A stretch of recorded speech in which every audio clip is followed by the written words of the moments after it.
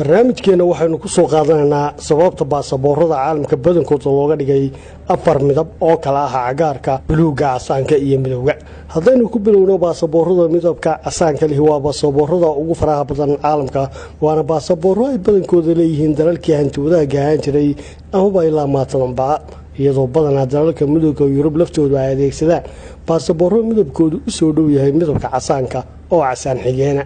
baasaboorada midabkooda cagaarka ayaa ah baasabooro ay adeegsadaan wadamada islaamka, waana midab ka turjumaya deegaanka wanaagsan iyo nolosha, waxaana jirta qaar ka tirsan dalalka waaweyn ee caalamka oo iyaga laftoodu leh baasabooro midabkoodu cagaaran yahay.